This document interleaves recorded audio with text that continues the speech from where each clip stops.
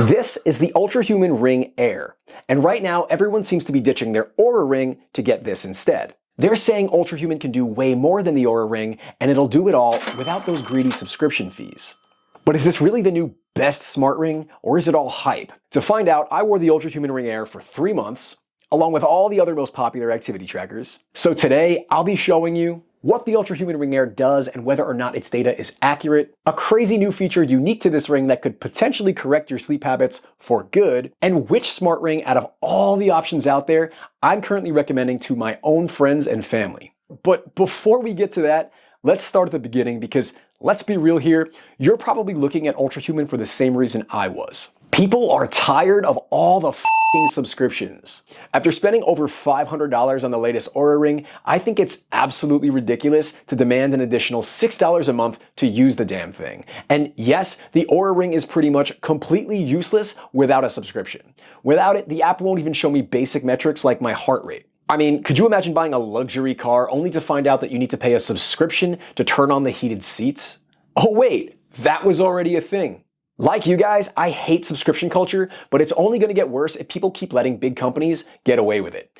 Every time you buy a product like the Oura ring, you're essentially voting with your money. You're telling big brands that you're okay with them reaching into your pocket each month, so of course they're going to keep doing it, and even more brands will follow suit when they see that it's working. My humble suggestion: don't support companies that try to lock the product you already paid for and your health behind a paywall subscription. So naturally, I started looking for the best non-subscription Oura alternatives. And while doing my research, Ultrahuman was the brand I saw being recommended the most often, so I decided to check it out. Before any discounts or coupons, the Ultrahuman Ring AIR sells for about $349, and there's none of that bullshit that Oura does where they charge extra for the good colors. Sorry, I'm still a little salty about that subscription. Ultrahuman also offers trading credits, so if you own an older model ring or even a competitor ring, you could actually trade them in for credit toward your order. Now, if your previous smart ring still works well, I'd recommend selling it locally because you'll probably get more for it that way, but it's still cool that Ultrahuman offers this. Because guess who doesn't? By the way, if you do decide to grab an Ultrahuman ring, I'll drop a link down below, which I'll keep updated with the best current discount or promotion available. But just to be clear, this is not a sponsored video. I wasn't paid to say anything good about the product. Don't worry, my criticisms are coming up, but using that link will get you a great deal and help support the channel at no extra cost to you, which I always appreciate. Once you order your Ultrahuman ring, they'll send you a ring sizing kit, which I highly recommend using because trust me, ring sizes definitely vary from brand to brand. To find the perfect size, I recommend just taking the 2 sizes you think are the closest fit to the finger you want to wear it on and wear one on each hand for a night or 2. Ideally, you'll want to wear the ring on your index or middle finger for the best accuracy, but the other fingers should still work fine. I prefer to go a little loose with mine since our fingers can swell throughout the day, and I really hate the feeling of a ring being tight on my finger. When my Ultrahuman ring arrived, my initial thoughts were overall pretty positive. The box is significantly bigger than some of the other smart ring boxes for some reason. Sounds like someone's overcompensating for something.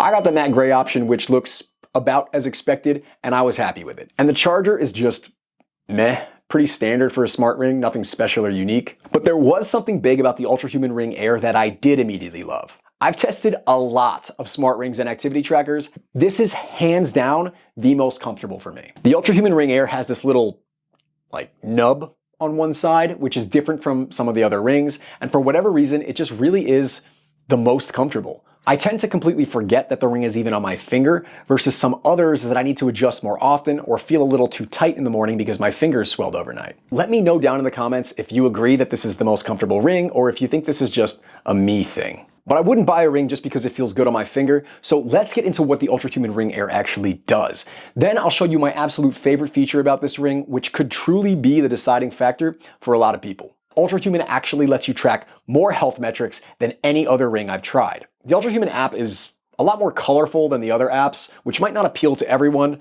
but I personally like it. It just works well for my ADHD brain. You can quickly scroll through to see an overview of your sleep performance, your activity data, your stress levels, and your dynamic recovery score for the day, which is basically an estimate of how mentally and physically prepared you are for whatever bullshit life throws at you today. And that score is based on a bunch of factors like your resting heart rate variability, skin temperature, sleep patterns, etc. Fortunately, I felt great during the 3 months I tested my Ultrahuman Ring, aside from the occasional hangover. But if you are starting to get sick, you'll actually see your recovery score take a dive before you even start feeling symptoms. You can also check out a quick snapshot of your individual health markers like your cardio age, body temperature deviation, HRV, resting heart rate, VO2 max, and all that good stuff. Right now, Ultrahuman is estimating my cardio age at 31, which is actually exactly how old I am.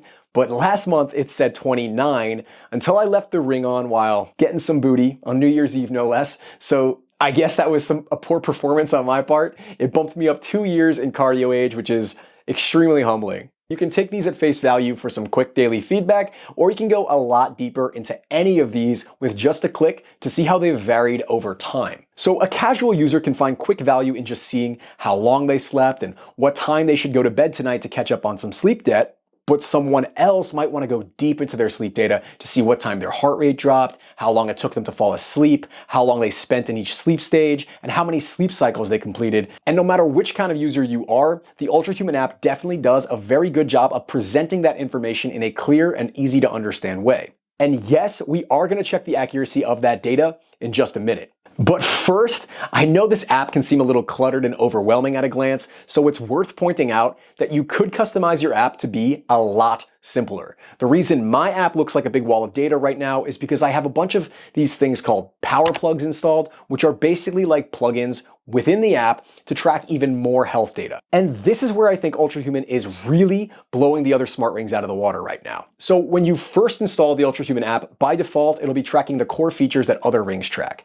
You know, how many steps you're taking, how you slept, and so on. But when you're ready for it, they've also got all these free power plugs, some of which are really fucking cool. They've got power plugs to track social jet lag, ovulation cycles, vitamin D exposure, screen time, circadian rhythm, your ideal caffeine intake window, pregnancy insights, and a smart alarm, which just came out, and I'm so excited they added it because it can wake you up at the ideal time according to your sleep cycle, which, I mean, holy shit, that's such a great feature that every ring should have, but none of the big brands do. Because what good is knowing my sleep cycles if I can't wake up at the best time to wake up? Ultrahuman does have a few power plugs that cost money, but that's because they're made by third-party developers. Right now, one of those is for cardio adaptability and one for AFib detection. But since none of Ultrahuman's core features are being locked behind a subscription paywall, I'm all good with this. Plus, just in the past few months of me having Ultrahuman, they've been pumping out updates and new power plugs at a far more impressive rate than certain companies that claim to specifically charge subscriptions so they can focus on updates and improvements. But I haven't been seeing that from them. Do better. But of course, no smart ring is perfect, so let's talk about data accuracy. How does Ultrahuman stack up to Oura and the rest of them? All right, so it's technologically impossible to track things like your steps or sleep with 100% accuracy from any smart ring.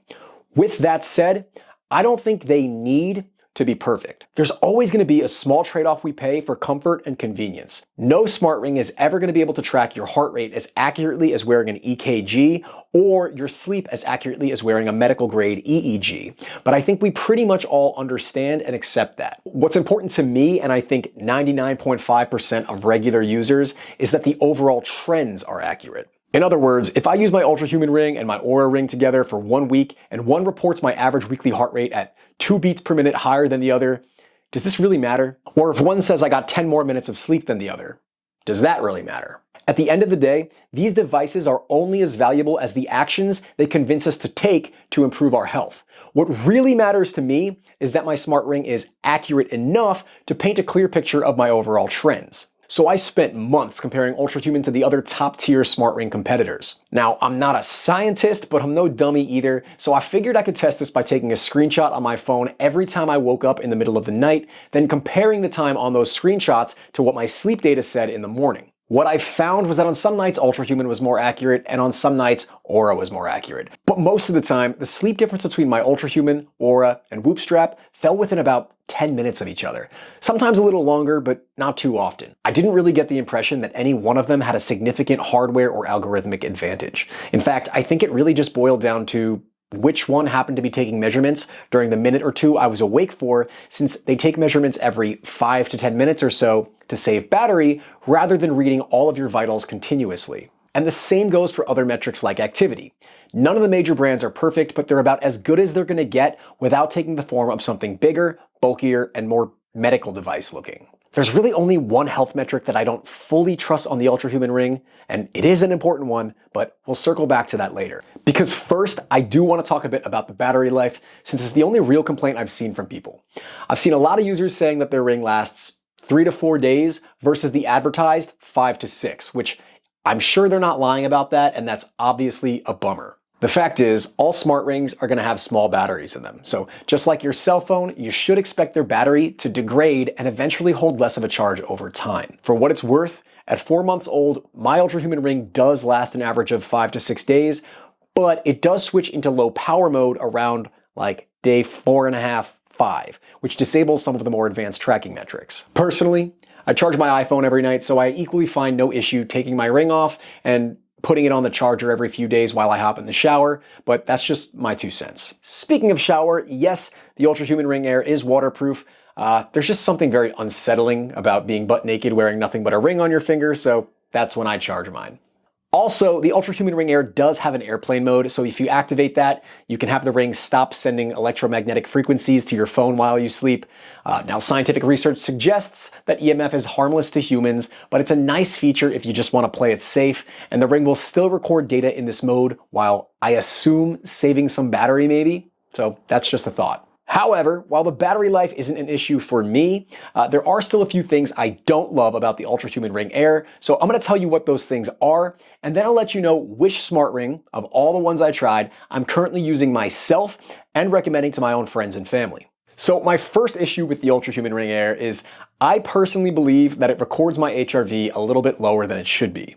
I'm not sure why this is, but most of the popular activity trackers I own report my HRV to be consistently over 100, while Ultrahuman usually has me somewhere in the 70 to 80 range. Obviously, I want a high HRV, so I may be a bit biased, but I choose to believe the other guys and dock Ultrahuman a few points for this. 5 points will be taken from your house for your classmates' cheek. Although, to be fair, on a practical level, this doesn't really matter since Ultrahuman still recognizes the same up and down trends in my HRV. So if I see my HRV dropped a bit because maybe I didn't get enough sleep the night before or I partied too hard, it doesn't necessarily make a difference to me whether it dropped from 70 to 50 or 100 to 50. All that really matters to me is that I can see the dip on the graph to know which bad habit needs correcting. Nonetheless, HRV is a complicated metric, so I assume this is just an algorithmic thing, but I do hope that algorithm improves a bit there, if only so I can flex my 100 plus HRV score.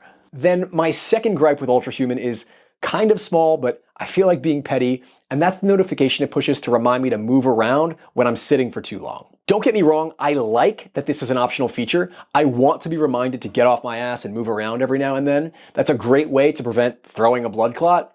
The problem is, it seems to tell me this at somewhat random times. Like, yes, I've been on my ass playing video games, sure, but I did just get up to pee a few minutes ago. Are you actually checking my movement data, or was that just not enough for you? Were you not paying attention to that? I'd like it to consider that movement significant enough to not tell me to get up and move around. I don't think every day has to be a marathon, but that's just me. However, I do think Ultrahuman deserves a lot of credit for the one area where they're kicking the living crap out of every other smart ring right now. This is the only smart ring out there integrating additional products into one comprehensive health ecosystem. So for example, their M1 program, which has you wear a real-time continuous glucose monitor. I haven't tried this yet myself, but from what I can see, it looks like it gives you a daily metabolic score and helps you track all of the dietary aspects of your health, then integrates that data with your sleep and activity data in the same app as the ring. Then they've got the Ultrahuman Home coming out soon, which I don't know much about, but I assume this is going to monitor additional health factors at home. And I'm speculating here, but I guess maybe this is something like air quality, blue light levels, movement, ambient noise, etc. We'll see. But my point is, Ultrahuman is crushing it when it comes to taking this multi-faceted approach to health tracking. I don't see any other smart ring company innovating at this rate or even close to it. And when you combine all these factors, accurate data trends on par with other top-tier smart rings, no subscription fees for the app, the most customizable and comprehensive app, and rapid innovation accompanied by a growing ecosystem of health products, it creates the perfect storm for me to be able to recommend the Ultrahuman Ring AIR to my own friends and family as my current favorite smart ring on the market right now. It is a very easy recommendation from me. Of course, this can always change as brands innovate and new models come out, so I highly recommend that before you buy any smart ring, you check in the description down below, because if I ever do find a better option, I will definitely update you about it down there. Also, if you decide to pull the trigger and buy one for yourself, I'll drop a link down in the description below where you can get the Ultrahuman Ring AIR at a significant discount, or even some of the competitor products I mentioned throughout the video at a discount. Because even if you don't take my advice, maybe you still like me enough to support the channel. Ultrahuman is my current favorite smart ring for myself and other tech-savvy, health-conscious friends, but if you think you might prefer less data, less graphs, and a more simple user interface, consider checking out this video to learn about another smart ring so user-friendly even my tech-illiterate mother could figure it out. Otherwise, like, comment, subscribe.